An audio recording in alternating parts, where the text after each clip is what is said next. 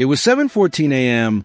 on June 17, 2017, when Mark Davison stepped into the quiet hallway of his home in Fairview, Ohio. Outside, the early summer air hung heavy and still, promising a warm day. Inside, the house was unusually silent, the kind of silence that precedes an anticipated flurry of activity, or that marks a profound, unexpected absence. The kitchen table remained set with 2 places for breakfast, mugs beside plates, cereal boxes neatly aligned on the counter. A half-empty carton of milk rested near the sugar bowl, a silent testament to a routine abruptly interrupted. The date held particular significance. It was the day Mark's daughter, Sarah, was scheduled to be married. Yet, the celebratory anticipation felt distant, replaced by a growing unease as the minutes ticked past and his wife, Eleanor Davison, did not emerge from the master bedroom. Mark called her name, first softly, then with increasing volume, his voice echoing slightly in the stillness. No response came. The bedroom door was ajar. The room itself was undisturbed, the bed neatly made, the curtains drawn against the morning light. Eleanor was not there. A sense of perplexity gave way to alarm. He checked the ensuite bathroom. It was empty. The rest of the house offered no sign of her presence either. It was as if she had vanished between preparing breakfast and the moment he expected her to join him. The car was still in the driveway. Her keys, purse, and phone lay on the kitchen counter, exactly where she habitually left them. This detail, seemingly minor, was deeply unsettling. Eleanor was meticulous, never leaving her essentials behind. Mark's mind, struggling to process the inexplicable situation, immediately gravitated towards practical explanations. A brief walk, a chat with a neighbor, but the persistent silence of the house contradicted these possibilities. The morning sun cast long shadows through the windows, highlighting dust motes dancing in the quiet air, a stark contrast to the frantic pace the day was meant to hold. Wedding preparations, ongoing for months, were now overshadowed by this baffling disappearance. Relatives were expected to arrive shortly for the final fittings and pre-ceremony gatherings. The dress, a delicate white gown, hung suspended in Sarah's room, untouched and waiting, a poignant symbol of the life event that was supposed to unfold. The juxtaposition of these ordinary, expectant objects and profound, sudden absence of Eleanor created an atmosphere heavy with foreboding. The minutes stretched into what felt like hours as Mark retraced his steps, rechecked rooms, his calls for Eleanor becoming more strained, more desperate. The reality that something was terribly wrong began to settle, chillingly and irrevocably, beneath the surface of quiet, normal-seeming home. The clock on the kitchen wall, visible from the hallway, continued its indifferent ticking, marking the passage of time in a world that felt as though it had suddenly stopped. The air in the house seemed to grow colder, heavier, infused with unspoken dread. The meticulously planned day was already unraveling, not with a bang, but with an unnerving silence. The untouched breakfast remained on the table, a tableau of domestic peace frozen in time, soon be disturbed by the arrival of external, unwelcome forces.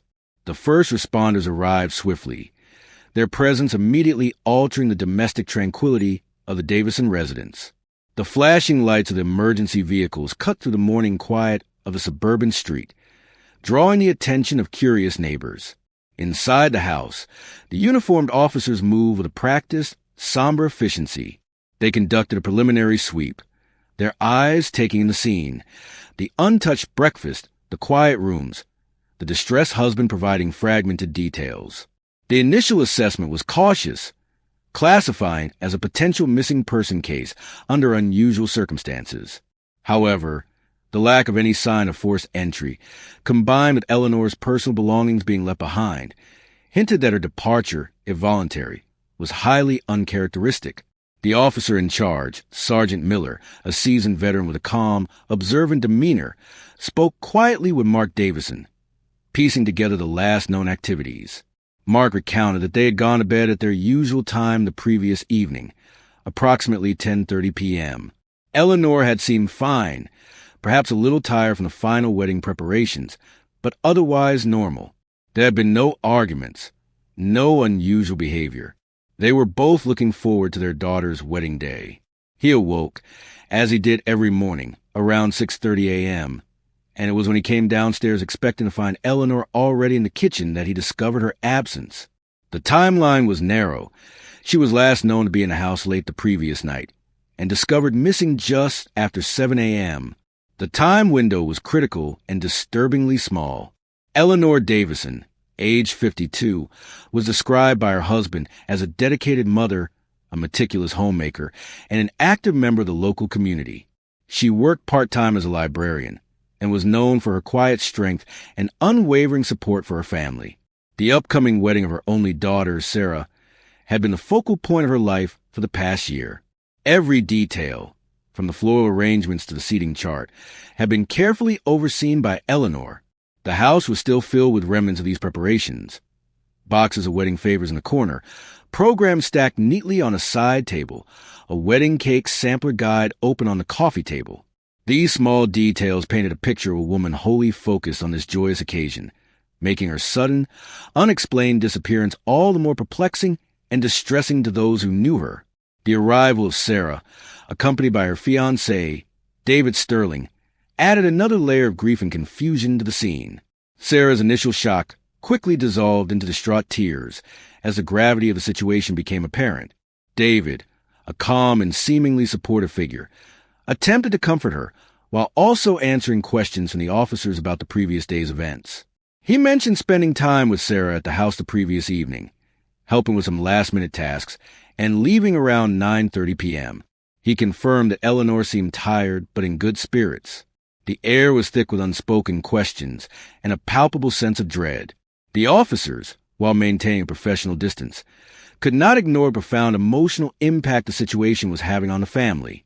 The meticulously planned celebration had dissolved into a scene of unfolding crisis, marked by flashing lights, hushed tones, and the chilling realization that the mother of the bride was inexplicably gone just hours before her daughter was to walk down the aisle.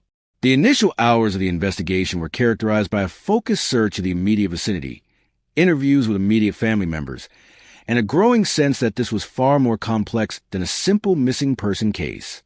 The quiet suburban street, usually a picture of peaceful domesticity, was now a focal point of official inquiry, its tranquility shattered. As the initial hours transitioned into the full light of day, the scope of the investigation broadened. Crime scene tape, a stark yellow line, was erected around the Davison property, transforming the familiar suburban home into a designated area of forensic interest. A mobile command unit was established nearby. Detectives arrived, bringing with them a more specialized approach to the scene. Their movements were deliberate, systematic. A forensic team, clad in protective gear, began their meticulous examination of the house, treating it as a potential crime scene despite the lack of immediate, obvious signs of foul play. Their focus was on identifying any anomaly, any misplaced object, any trace evidence that might provide a clue. They swept for fingerprints, collected samples, documented the precise state of every room, the untouched breakfast table, the keys on the counter, the wedding dress in Sarah's room. All were photographed, cataloged, and noted for their potential significance in establishing the timeline and context of Eleanor's disappearance. The initial interviews with Mark and Sarah were exhaustive, probing for any detail, however small, that might shed light on Eleanor's state of mind, her relationships, or any potential conflicts or concerns she might have had. They recounted the routine events of the preceding day, the wedding preparations, phone calls, interactions with family and friends. Mark reiterated that everything seemed normal. Sarah, despite her profound distress, attempted to recall her last interactions with her mother, describing a shared moment of excitement about the wedding. David Sterling, the groom, was also interviewed. He recounted his movements the previous evening, confirming he left the Davison house around 9:30 p.m. and returned to his own residence to prepare for the wedding day. His demeanor remained calm, cooperative. Detectives noted his apparent concern for Sarah and his distress over the situation. His account aligned with Mark and Sarah's timeline regarding his presence at the house. Investigators also began reaching out to other individuals who had interacted with Eleanor in the days leading up to the wedding. Neighbors who might have seen something, friends she confided in, colleagues from the library. Early statements from these individuals painted a consistent picture of Eleanor, a woman focused on her family, particularly her daughter's wedding, with no apparent signs of distress or unusual behavior. However, as the investigation progressed, a subtle discrepancy emerged during the forensic examination of the master bedroom. While the room appeared largely undisturbed, a specific area near the bedside table seemed to have been recently tidied with more care than the rest of the room. Further examination revealed trace evidence that, while not immediately conclusive, warranted further analysis. This initial anomaly, seemingly minor, piqued the interest of the forensic team and was flagged for more intensive investigation. The procedural nature of the investigation unfolded methodically, each piece of evidence, each interview detail, treated as a potential puzzle piece in a larger, still unknown picture. The initial shock of a missing person was slowly giving way to the grim reality that the circumstances surrounding Eleanor's disappearance were deeply suspicious, requiring a painstaking, detail-oriented approach to uncover the truth hidden within the quiet confines of the Davison home. The clock continued to tick past the hour the wedding ceremony was meant to begin, the passage of time underscoring the deepening tragedy. The initial forensic findings from the master bedroom, particularly the area near the bedside table, began to yield more specific and troubling information. Analysis of the trace evidence collected revealed the presence of substances inconsistent with typical bedroom detritus. Further, a more detailed examination of the room's structure and surfaces indicated subtle signs of a struggle or disturbance, albeit one that had been meticulously concealed. A bedside lamp, seemingly knocked over and then hastily righted, showed minor damage. A rug was slightly askew, and beneath it, faint, almost imperceptible staining was discovered. These details, initially overlooked in the broader sweep, became significant under intense scrutiny. Simultaneously, interviews continued, expanding to include guests who were beginning to arrive for the wedding, including family members and friends. Among these interviews, a recurring theme emerged: the unexpected presence of David Sterling at the Davison house later than the 9:30 p.m. departure time he initially stated. Several arriving relatives mentioned seeing David's car parked near the Davison residence closer to midnight or even later. When questioned again about his movements the night before, David's account became slightly less definitive regarding the precise timing of his departure. He attributed the discrepancy to wedding stress and a simple misrecollection of the exact hour he left, maintaining he had gone home and remained there. However, the consistency of the independent observations from multiple witnesses cast doubt on his revised statement, introducing the first significant element of potential deception into the investigation. The combination of the increasingly suspicious forensic findings from the bedroom and the emerging inconsistencies in David Sterling's timeline created a pivotal shift in the investigation. The focus narrowed considerably. While the possibility of other scenarios was not dismissed, the evidence was beginning to point toward an incident occurring within the master bedroom during the late hours of the night, potentially involving someone who was present at the house. The initial assumption of a simple missing person case dissolved entirely, replaced by the grim certainty that Eleanor Davison had likely been a victim of a violent crime within her own home, mere hours before her daughter's wedding. The meticulous care taken to clean and conceal the scene suggested not a random act, but one carried out with deliberation and an attempt to hide the evidence. The timing of this incident, occurring on the eve of a major family event, added a layer of complexity, suggesting potential motives tied to the wedding itself or the relationship surrounding it. Investigators began to explore the dynamics within the family and among those closely involved with the wedding preparations. Was there tension, conflict, unspoken resentments?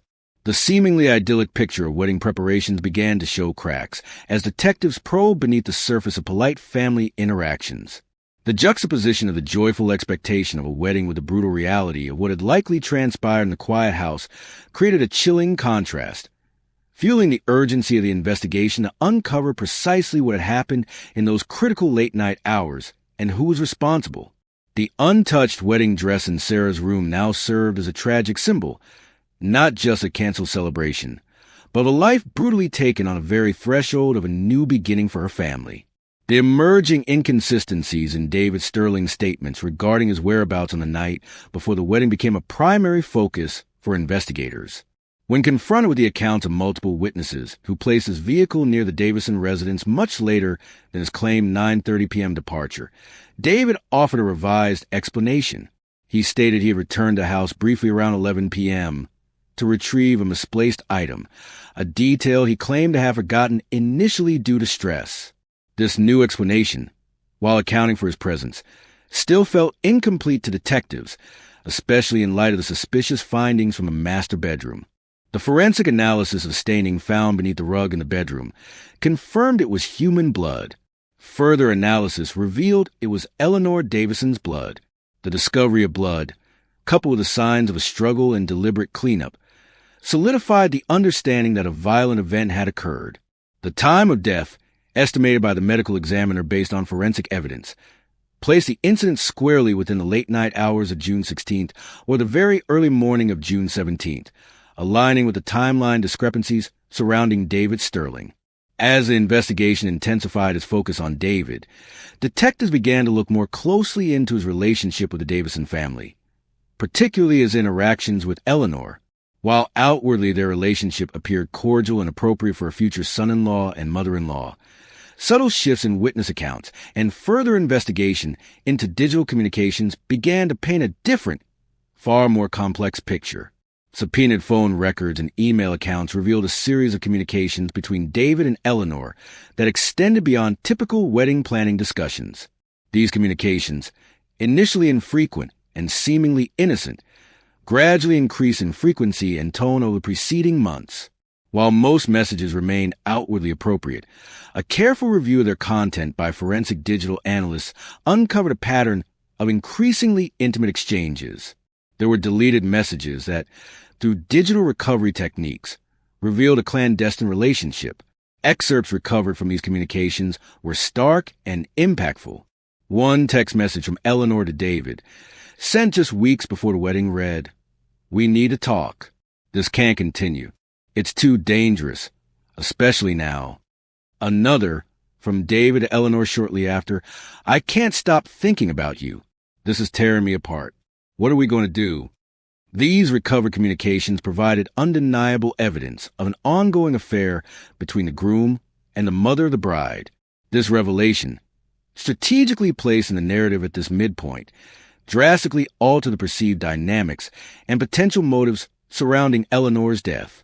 The affair, kept secret from Mark and Sarah, introduced a powerful new element into the equation, a betrayal of profound magnitude occurring within the emotional core of the family, just as they were preparing for a celebration of unity and love. This clandestine relationship provided a potential, volatile context for a confrontation and subsequent violence on the eve of the wedding. The pacing of the narrative accelerated here, moving from initial procedural uncertainty to a clearer, albeit disturbing, focus on the relationships and secrets hidden beneath the surface of outward appearances. The untouched breakfast and the waiting wedding dress now seemed not just symbols of loss, but the devastating consequences stemming from deeply buried truths. With the affair confirmed, the investigation aggressively pursued the implications of this secret relationship. Detectives sought to understand the timeline and nature of the affair, how long it had been ongoing, and the extent of its emotional entanglements. Further digital forensics revealed that the clandestine communication had escalated in the weeks leading up to the wedding, indicating increasing tension and urgency in their exchanges. The recovery of more deleted messages and call logs confirmed late-night communications between David and Eleanor. It became clear that the brief return David initially mentioned was not for a forgotten item, but likely a planned, albeit potentially volatile, meeting. Investigators hypothesized that Eleanor may have intended to end the affair on the eve of the wedding, a devastating proposition for David on such a significant day.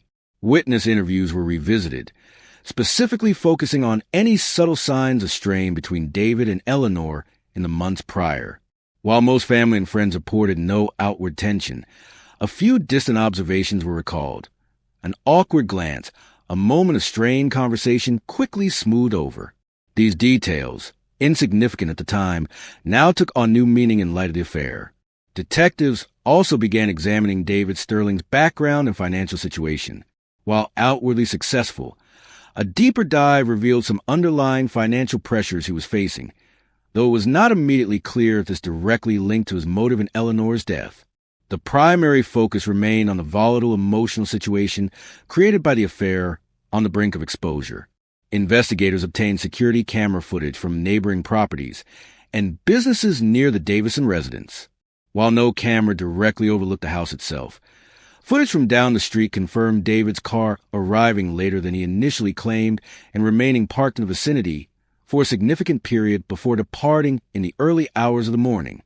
This corroborated the witness sightings and further undermined David's credibility. The meticulous forensic work at the scene continued, now searching for any trace evidence that might link David directly to the master bedroom or the act of cleanup.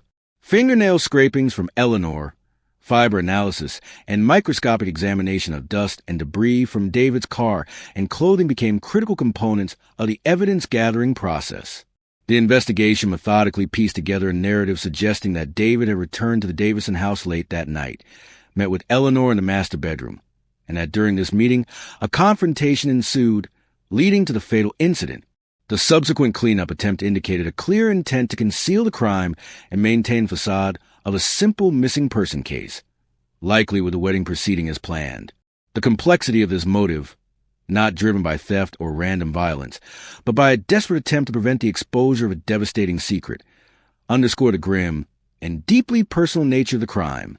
The wedding, meant to be the culmination of happiness, was instead the precipice over which this hidden tragedy unfolded, shattering the lives of everyone involved. The forensic analysis provided critical support for the evolving narrative. The autopsy report detailed the precise cause of Eleanor Davison's death: blunt force trauma to the head. The severity and nature of the injury indicated a violent struggle. The estimated time of death, confirmed by body temperature and rigor mortis measurements, aligned precisely with the time frame David Sterling was believed to have been at the Davison residence based on witness accounts and digital evidence. Further forensic examination of the master bedroom yielded microscopic evidence consistent with a struggle. Fibers found on Eleanor's clothing were matched to a rug in the master bedroom, indicating she had been on the floor. Trace residue found on a bedside lamp was consistent with material from a tool or object that could inflict blunt force trauma. While the specific murder weapon was not immediately recovered at the scene, the forensic evidence pointed strongly towards an object found within the bedroom itself being used during a close-quarters confrontation. The investigation also focused on obtaining expert analysis of the recovered digital communications. A forensic psychologist consulted on the case provided insights into the potential emotional state of individuals involved in such a clandestine relationship, particularly under the pressure of imminent exposure. Their assessment suggested that the eve of the wedding would represent a critical point of potential crisis, increasing the likelihood of an explosive confrontation if one party intended to reveal or terminate the affair. This psychological context, combined with the concrete forensic findings, painted a compelling picture of events. Investigators compared fiber evidence found in the bedroom and on Eleanor's clothing with fibers collected from David Sterling's car and clothing. This analysis revealed matches, suggesting David's presence in the bedroom and potential physical contact with Eleanor during the incident. The meticulous cleanup attempt, while partially successful in obscuring the scene, was not complete. Detectives noted the specific areas that had been cleaned most thoroughly: the floor area where the blood was found, the lamp, the bedside table, suggesting a panicked but targeted effort to remove incriminating evidence. The official forensic reports were integrated into the case file, providing a solid scientific foundation for the prosecution's case. Dr. Evelyn Reed, the lead medical examiner, S. report was particularly damning, detailing the fatal injury and confirming the time of death with clinical precision. The crime scene report from lead forensic analyst James Carter meticulously documented the evidence collected, its location, and the initial findings regarding the signs of struggle and attempted cleanup. These official documents provided the factual bedrock upon which the legal proceedings would rest, transforming suspicion into evidence and conjecture into documented fact. The weight of the forensic findings, combined with the increasingly compelling circumstantial evidence of David's presence and the explosive motive provided by the secret affair, began to solidify the case against him. Based on the accumulated evidence, the forensic findings from the bedroom, the medical examiner's report, the digital communications revealing the affair, witness accounts placing David Sterling at the Davison house later than he admitted, and the inconsistencies in his own statements, the prosecution determined there was sufficient evidence to charge David Sterling with the murder of Eleanor Davison. The case built by the investigators posited that David had returned to the house late that night for a prearranged meeting with Eleanor. During this meeting, perhaps triggered by Eleanor's intention to end the affair or confess to her husband, a violent argument erupted in the master bedroom. In the ensuing struggle, David used an object in the room to inflict a fatal head injury, and then attempted to conceal the crime by partially cleaning the scene and disposing of evidence, including potentially the murder weapon, before leaving in the early hours of the morning. The prosecution's theory of motive centered on the desperate attempt to prevent the exposure of the affair, which would have had catastrophic consequences for David, ruining his reputation, destroying his upcoming marriage to Sarah, and potentially creating significant personal and financial repercussions. The wedding, instead of being a joyous occasion, became the catalyst for a fatal confrontation driven by fear, shame, and a desperate desire to protect a secret. While the defense argued that the evidence was circumstantial and that David was simply a grieving fiancé caught in tragic circumstances, the prosecution presented a methodical case built on the confluence of forensic evidence, witness testimony, and the recovered digital communications that provided a clear, albeit grim, motive. Brief excerpts from the trial testimony underscored the key points. A detective under oath calmly detailed the recovery of deleted messages between David and Eleanor, stating, "These communications documented an intimate relationship predating the incident." The medical examiner testified with clinical detachment, describing the fatal injury and confirming the time frame, stating, "The nature of the trauma was consistent with a forceful blow from a solid object occurring between the hours of 10:30 p.m. and 2 a.m. A neighbor, testifying about seeing David's car late that night, confirmed, "I saw his vehicle parked down the street. It was still there when I went to bed, well after midnight." The case presented a stark contrast between the public image of an excited groom preparing for his wedding and the private reality of a man engaged in a dangerous secret affair on the very eve of that wedding. The prosecution argued that this contrast highlighted the immense pressure David was under and the lengths he might go to prevent his double life from being exposed. The narrative remained strictly neutral, presenting the evidence and the competing arguments without editorializing, allowing the documented facts and statements to convey the gravity of the situation. The trial of David Sterling for the murder of Eleanor Davison captivated the local community, transforming the tragedy of a canceled wedding into a public spectacle of betrayal and violence. The prosecution presented its case, systematically laying out the evidence that had been meticulously gathered over the preceding months. The forensic findings from a master bedroom, the expert testimony regarding the cause and time of death, the witness accounts contradicting David's initial timeline, and crucially, the recovered digital communications proving the secret affair between David and Eleanor. Brief, impactful moments from the courtroom were woven into the narrative. The prosecution played retrieved voicemails and displayed recovered text messages. The intimate and urgent tone of the exchanges between David and Eleanor starkly contrasting with the formal setting of the courtroom. A recovered text from Eleanor to David, sent the night before she died, read, "David, we have to end this tonight. It's our last chance before the wedding. Please come over when Mark is asleep." This communication served as a direct link to the fatal meeting. David Sterling maintained his plea of not guilty, and the defense argued that while the affair was a regrettable lapse in judgment, it did not constitute motive for murder. They attempted to cast doubt on the forensic evidence, suggesting potential contamination, and challenged the reliability of witness sightings, attributing discrepancies to the stress of the wedding preparations. David himself took the stand, offering tearful testimony, expressing remorse of the affair, but denying any involvement in Eleanor's death. He described finding Eleanor deceased upon his return late that night and panicking, attempting to clean up at a moment of shock and confusion, fearing he would be wrongly accused due to his presence and the secret affair.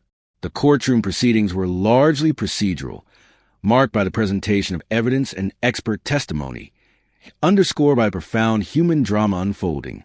Sarah Davison attended the trial, her presence a silent, agonizing testament to the double betrayal she had endured, the loss of her mother and the shattering revelation about her fiancé.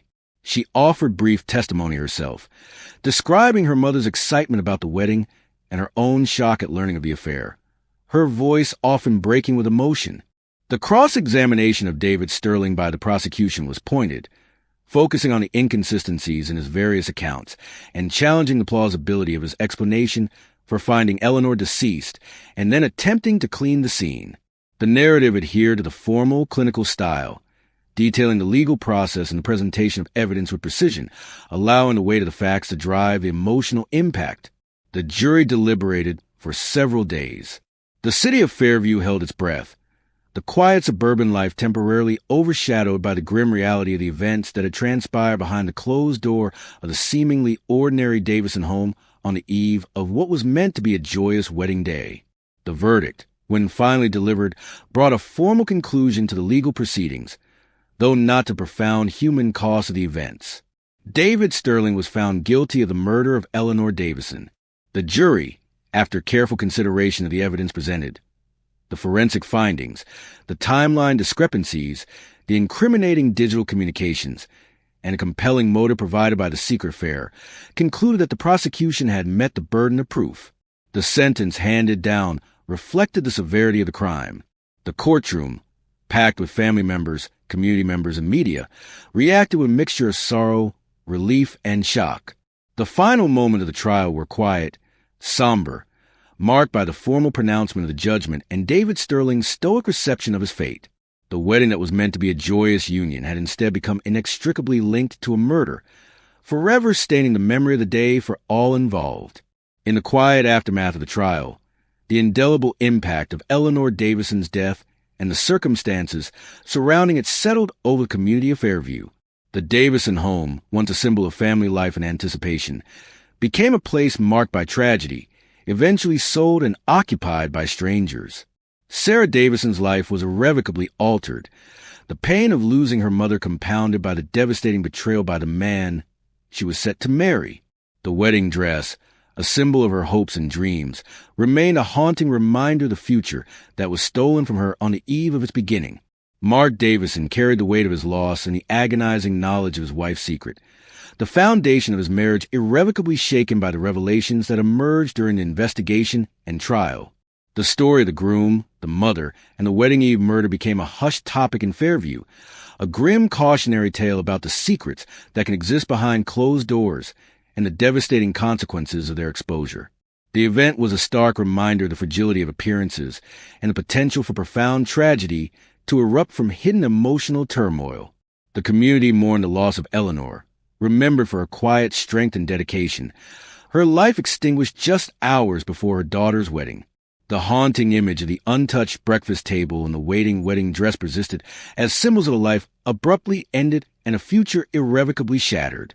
The case, built on meticulous procedural work and the uncovering of deeply personal secrets, serve as a somber illustration of how forensic science and determined investigation can pierce through deception to reveal the truth, no matter how painful. The quiet devastation left in its wake served as a lasting testament to profound human cost of betrayal and violence, forever marking the summer of 2017 in Fairview, Ohio, not with the joy of a wedding, but with the grim reality of a mother's murder on the eve of her daughter's most significant day.